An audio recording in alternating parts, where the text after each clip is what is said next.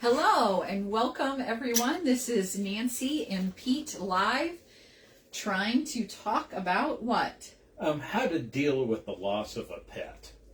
How to deal with the loss of a pet. Yes, we have a lot of clients that really love pets, don't we? Yeah. Yeah, it's a big thing. And in fact, we have just cleared some room on our website for you to actually share a picture of your pet that really helps improve your mental health and or your physical health.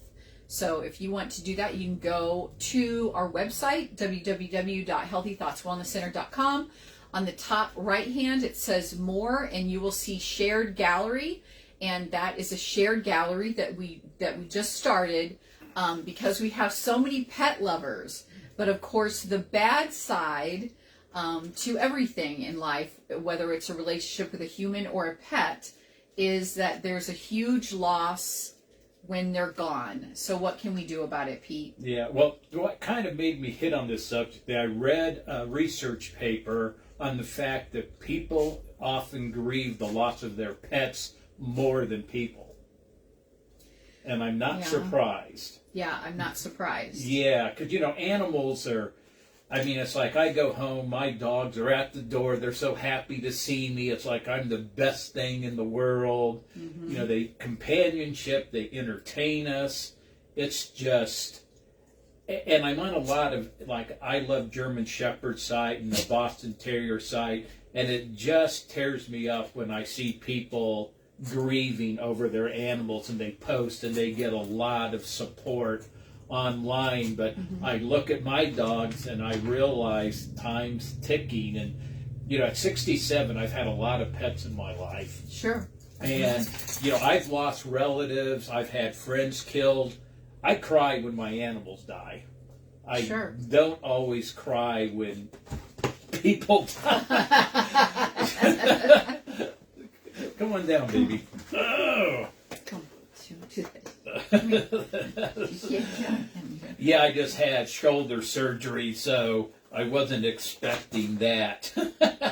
So, one thing to realize that the grieving process for losing a pet, there's no standard.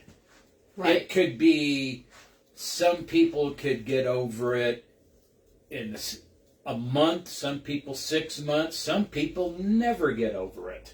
Mm-hmm. I still carry every animal I've ever had in my heart. The pain never goes away. But I'm going to talk about some things that kind of help that.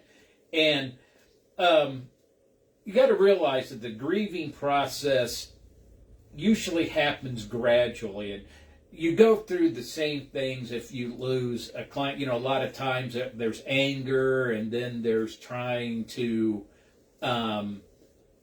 make denial, compromise, all that. Mm-hmm. And it's natural going to go through that. And people don't go through that process at the same speed or in the same order. Yes, absolutely. The old-fashioned, this is the grief wheel. We know that people do that out of order. Mm-hmm. Yeah. Mm-hmm. And one thing you've got to understand is feeling sad, shocked, just numb. Those are natural feelings you're going to have. Mm-hmm. And I kind of prescribe to the fact, I don't think you should necessarily fight those.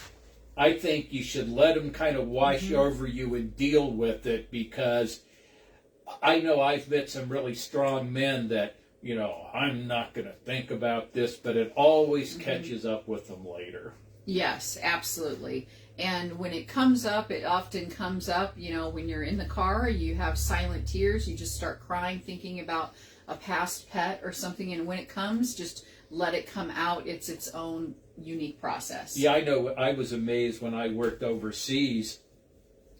We worked with a lot of Army and Marine units, and I remember a few times the dogs got shot that they used, and I'd see these big, tough Marines crying over the loss of a dog, or a lot of them would have puppies or cats on the base that they would adopt, and if I remember one guy, a little puppy, that got killed in a rocket attack, and he was just shattered. Mm-hmm. And really, those pets helped a lot of those guys get through their deployments. Mm-hmm. Absolutely. There's such a huge difference between humans and pets because pets have never said anything bad to you. Mm-hmm. You've never fought with them. And with a human, because we're human, we have these good and bad experiences.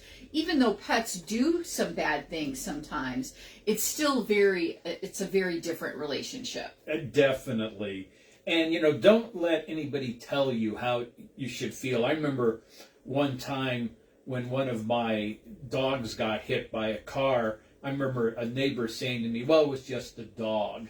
And I remember I looked at him, and I didn't say anything because I was in shock and I was little, but I thought, you son of a bitch, how dare you? Yeah. And this is a guy who never owned a dog, I don't think. Yeah, to say that. Mm-hmm. And they are. Basically they're your children. Sure. They're like, I know Ziva and Pixie, they're my wife and that's our kids. Mm-hmm. We never had any together. So, they rely on you like kids. So don't let anybody tell you how you should feel or tell you how soon you should get over it, because it's different for everybody. Next thing is, reach out to other people who have lost pets. You can talk to brothers, sisters, your parents, friends. Like I said, on these sites that I'm at, a lot of people talk about the dogs they've lost. Mm-hmm. And it really does help. I can see that people really like the comments. Mm-hmm. Yeah, absolutely. It's always comforting to be with someone that's been in that position before. Mm-hmm. Yeah, it's went through that loss. And rituals can help. I remember Jake one time found this baby bird on the ground, and it was young, and he wanted to try to save it. Well, of course, it died that night, and he was just heartbroken. And one thing we did is we've had a pet funeral. Sure. We went down, we buried it. He made a little tombstone out of rocks and, cried over it.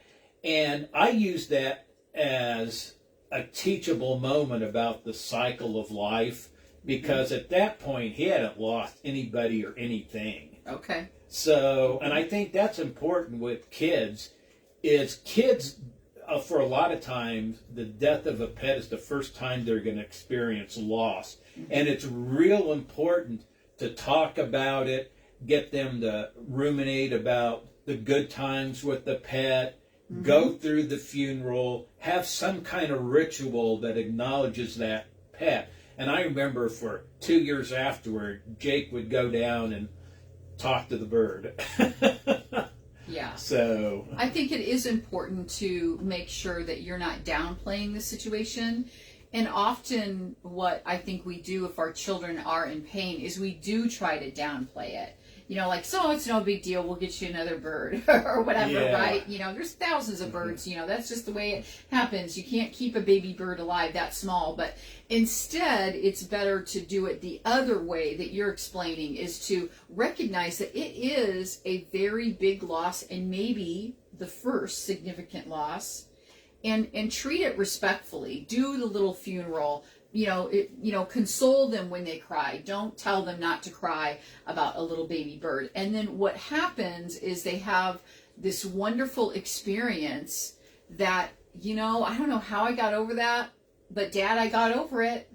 Mm-hmm. Right? I got over it, and that will help them later in life with other losses. Yeah, and he's 25 now. He'll bring that bird up occasionally. Yeah. It's amazing. And then I remember he asked the question if I was going to die someday. Mm. And I said, yes, I am. And I said, we talked about life and stuff, and it's funny.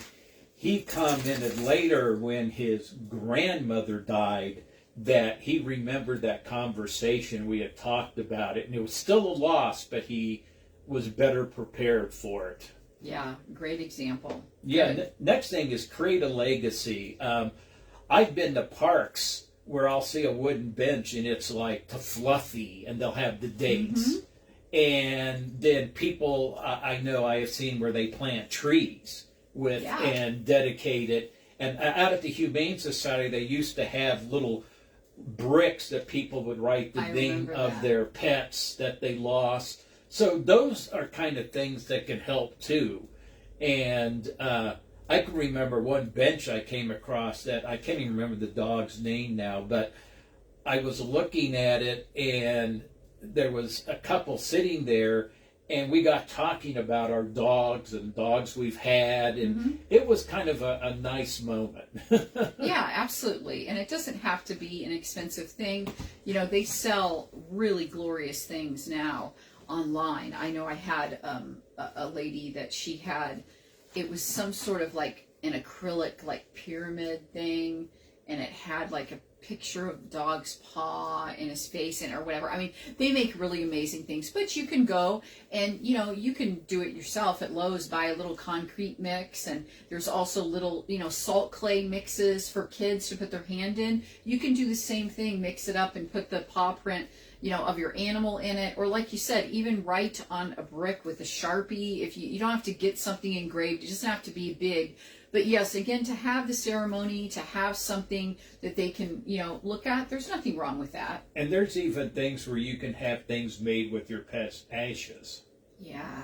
Which, like little necklaces and yeah. stuff. Mm-hmm. Yeah, I noticed one of the people who lost a German Shepherd, he posted, it was like a month later, and he had the ashes made into a statue of his dog. It was only about maybe 8 to 10 inches high, wow, but it contained a lot of the ashes. And then he spread some of the ashes in his backyard because he said he wanted to think of his dog being there too. Yeah, so, that's nice. Yeah. You don't want to jump up. His arm hurts. Yeah, and next thing is, you know, look after yourself. Do some things. Again, we've talked about this, you know, exercise, read, do some things so you're just not sitting there dwelling on it forever. And I'm not saying you have to do that the day the dog dies or the cat or whatever. Yeah. But eventually start doing the stuff that make you happy again. Mm-hmm. That's right. You know, that's, you know, a pet is a big part of our life, but that's not the only reason that we're here on earth is to take care of our pet, right? That's just one part of our life. So there is part of that we need to move forward, right? Mm-hmm. It doesn't mean we don't, you know, love the pet or don't miss them. Right. And it's okay to seek professional help if you need it. Because, I mean, like research suggested, it can be devastating to lose a pet. Seniors often, in this report they were saying, really suffer from the loss of a pet. Because for some of them, that's the only thing sharing their house or their apartment with them. And they spend a lot of time with them. And I mentioned before about I had a friend that had a parrot. He died. He gave the parrot to his brother. The brother died. And I know he was real concerned as he got older, because he was in bad health, what was going to happen to his pet. So he worked on that a lot. Sure. And those parrots live for a long time. Mm-hmm.